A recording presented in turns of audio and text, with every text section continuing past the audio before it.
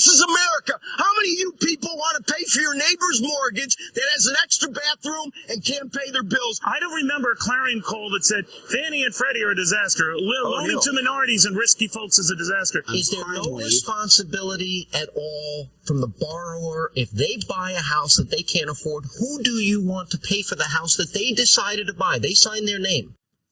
Do you remember during the mortgage crisis of 2008-2009 when certain quarters looked to blame homeowners for the crisis, making the argument that irresponsible people took out loans they couldn't pay back, therefore they had to be held to account. They had to face punishment for their bad decisions, even though, of course, the banks were the ones who made the bad loans in the first place. Well, right now, we're seeing the exact same thing play out in Europe. Greece borrowed more money from international banking interests than they could afford to pay back, and they are being punished because they can't pay back their loans. Even though those banking interests, the Northern Europeans, were outright enablers of Greek excess, aggressively sought to provide loans to Greece during the bubble era. And here's the thing. What was true in our own financial crisis is also true in Greece.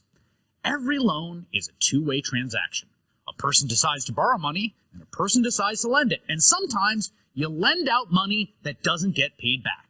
That's the risk you take as a lender. In fact, that's why you get interest.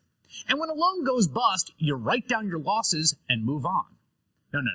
But instead, what we've seen in Europe are demands from the banking interests that have ground Greece into misery and brought it to the brink of outright disaster. Under a series of austerity measures and spending cuts demanded by its creditors, Greece has seen a 25% decline in GDP, roughly equivalent to our own Great Depression.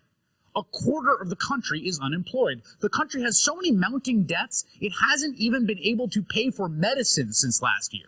So if you're a Greek cancer patient looking for chemo, take it up with the German banks. And under the creditors' demands, Greece will still have unsustainable debt for at least another 15 years. Well, Greek people, have had enough. Tonight, Greece defaulted on one of its loan payments, and this weekend the country will hold a referendum on whether to accept the creditors' continued austerity proposals or to default on their loans, opening the possibility Greece will be shut out of the Eurozone and would leave the common currency, the euro. Thousands of people rallied in Athens last night, urging Greeks to vote no on the creditors' demands. Thousands of people rallied in Athens tonight, urging Greeks to vote yes on the creditors' demands. And the fact is, there is no easy answer for Greece or for Europe at this point. But one thing is quite clear. What is being done to Greece isn't about morality or fairness. It is at this point a sadistic exercise in sheer will to power by banking interests who want to make an example of Greece and its people the same way a loan shark does with a tire iron to the knees. It is morally monstrous, and they should be ashamed.